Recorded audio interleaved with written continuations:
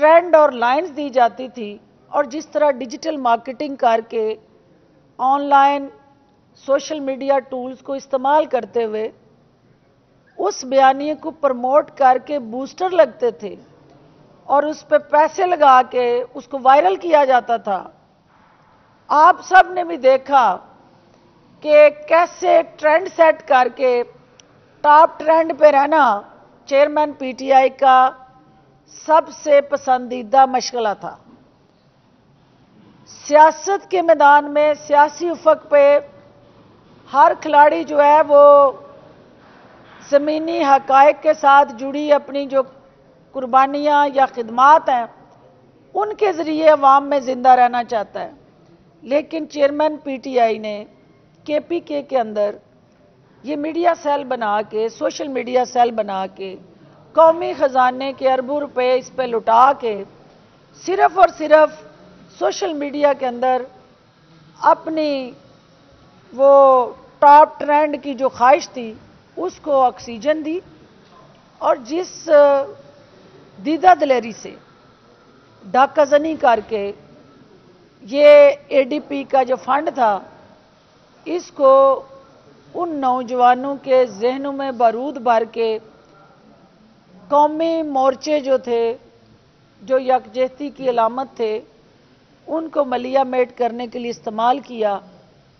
یہ نہ صرف قابل مذمت ہے بلکہ استحکام پاکستان پارٹی ذمہ داران سے یہ مطالبہ کرتی ہے کہ یہ قومی خزانے میں جو نقب زنی ہوئی جس نے نہ صرف اس قوم کے خون پسینے کے ٹیکس پیئر کے پبلک فنڈ کے اندر ہیرا پھیری کی بلکہ اس پیسے کا غلط استعمال ہمارے قومی اداروں کی بے توقیری، شہداء کی بے حرمتی اور ان اداروں کو جن کو پاکستان کی وحدانیت اور سالمیت کا نشان سمجھا جاتا ہے ان کو زمین بوس کرنے کے لیے یہ سازش تیار کی. میں میڈیا کے توسط سے کے پی کی جو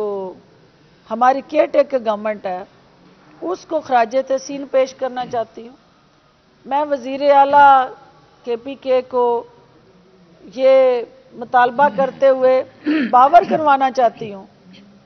کہ آپ نے یہ جو گٹھ جوڑ بے نقاب کیا اور جس طرح آپ نے ان افراد کے چہروں سے نقاب ہٹایا جو آج بھی قوم کو رول آف لا کا درس دیتے ہیں، جو آج بھی قوم کو گمراہ کرنے میں مصروف عمل ہیں، کہ انہوں نے اس ملک کے لیے سیکریفائز کیا. آج یہ گھنونا منصوبہ منظر عام پہ آنے کے بعد یہ حقیقت واضح ہو گئی کہ یہاں ذات کے لیے جنگ لڑی جا رہی تھی، کاز کے لیے جنگ نہیں لڑی جا رہی تھی. یہاں سیاست کا مورچہ ایک شخصیت کو تقویت دینے کے لیے استعمال ہو رہا تھا. یہاں پہ کوئی نیشنل اور پبلک کاز یا انٹرسٹ جو ہے وہ کسی کو بھی عزیز نہیں تھا. اور چیئرمین تحریک انصاف اس وقت کی جو اے ڈی پی کے بجٹ کے اندر چیف منسٹر، ان کے وزراء اور متعلقہ تمام سٹاف جو اس 2 نمبری میں ملوث ہے اس کو بے نقاب تو آپ نے کر دیا، اب ان کو کیفر کردار تک پہنچانے کے لیے بھی لائے عمل طے کریں اور قوم یہ دیکھے کہ یہ جو 800 اکاؤنٹس تھے جہاں یہ پیسے جا رہے تھے اس کو پبلک کر کے یہ میڈیا کو میں یہ انفارمیشن پبلک بھی کر رہی ہوں اور میری توقع ہے کہ کیئر ٹیکر گورنمنٹ کے پی کے اور متعلقہ ذمہ داران جو ہیں وہ اس حوالے سے میڈیا سے تمام حقائق جو انشاءاللہ سارے چینلز پہ ہم دے چکے ہیں مزید دیں گے کہ یہ ہوش ربا انکشافات اور انفارمیشن انڈیکیٹ کرتی ہے اس ملک کے ساتھ سیاست کے نام پہ کیا کھلواڑ ہوتا رہا. اس ملک کے اندر دوسروں کو نصیحت اور خود میاں فصیحت، جو دوسروں کو ہمیشہ فنگر پوائنٹنگ سے انگلی اٹھا اٹھا کے ہم جیسے لوگوں کو بند کمرے میں بریفنگ دے دے کے یہ ثابت کرنے میں مصروف رہا کہ یہ سارے غلط تھے، یہ ڈاکو اور چور تھے، اور میں جو ہے ان کے علاج معالجے کے لیے ایک راہبر بن کے سامنے آیا ہوں. آج پوری قوم نے دیکھا کہ جس کو ہم نے رہبر چنا وہ راہزن بن کے کس طرح اپنی ذاتی امیج بلڈنگ کے لیے وہ قومی فنڈز کا بے دریغ استعمال کرتا رہا. اس کی تحقیقات جو ہوئی ہیں اس کی رپورٹ بھی منظر عام پہ میڈیا تک مکمل حقائق کے ساتھ آنی چاہیے، اور جتنے کردار اس میں ملوث ہیں ان کو گرفتار کر کے اس کی ریکوری کو یقینی بنانا چاہیے. آپ سب کی تشریف آوری کا بہت شکریہ جی، بہت مہربانی. جی کر لیں. شیخ رشید صاحب کا بھی نا انٹرویو چلا تھا جس میں انہوں نے کہا تھا کہ میں نے 2 دفعہ منع کیا چیئرمین پی ٹی آئی کو اس طرح نہ کریں. تو جب یہ ظاہر نیریٹو وہ بنا رہے تھے تو آپ لوگوں نے ظاہر آپ بھی منسٹر رہی ہیں صوبائی، تو آپ نے بھی کبھی ان کو منع کیا کہ یہ جو ظاہر آپ نیریٹو بنا رہے ہیں ایسا نہ کریں اداروں کے خلاف؟ دیکھیں یہ امپورٹنٹ سوال آپ کا اس لیے ہے کہ ہم ان کو سپورٹ اور پروموٹ اس لیے کرتے تھے کہ ہمیں یہ جو ٹارگٹ اور ایجنڈا ہمارے پاس تھا کہ ہم جتنے بھی لوگ دوسری جماعتوں سے پی ٹی آئی کا حصہ بنے تھے وہ موروثی سیاست کے خلاف تھے، وہ باریاں لگانے والی سیاست کی نفی کرنا چاہتے تھے، وہ اس پاکستان کے اندر شخصیات کو نہیں جمہوریت، پارلیمنٹ اور اداروں کو مضبوط ہوتا دیکھنا چاہتے تھے. اور ہم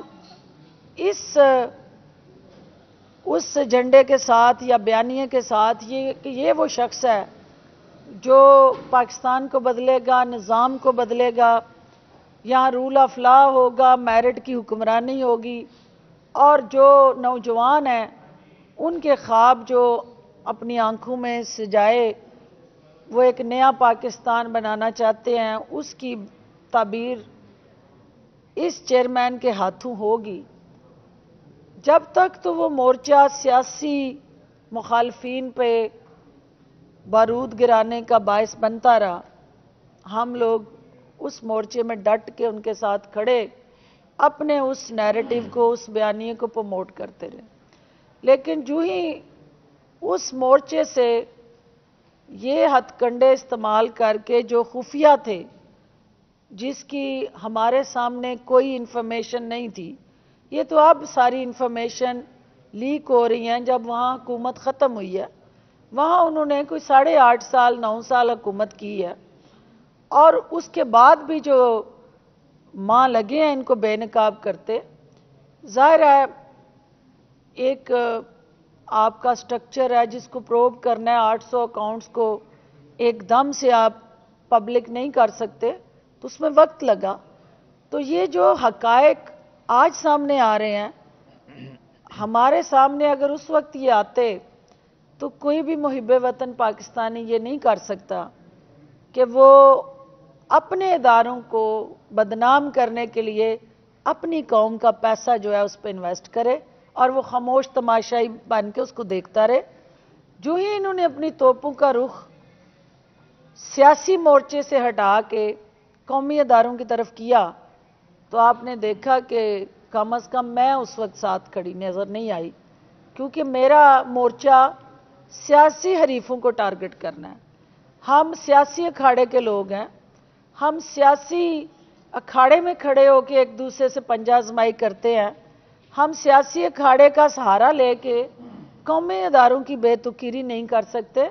اور خاص طور پہ وہ لوگ جن کے چاہنے والے، عزیز و اقارب اور دوست احباب کے خون جو ہے شہداء کی شکل میں اس مٹی کے اندر ان کے خون مکس ہوئے ہوں، وہ اس پاکستان کے لیے جینا چاہتے ہیں اور پاکستان کے لیے مرنا چاہتے ہیں، اور یہی ہماری سیاست کا محور اور مرکز ہے۔ بہت شکریہ۔ جی جی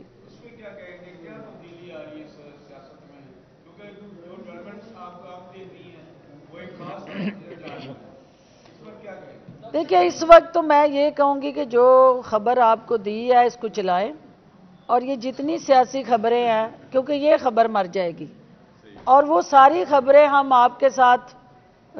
ڈیلی بیسس پہ کہیں گے تو ڈیلی بیسس پہ پریس کانفرنس کر لیں گے، لیکن اس وقت یہ خبر بہت امپورٹنٹ ہے،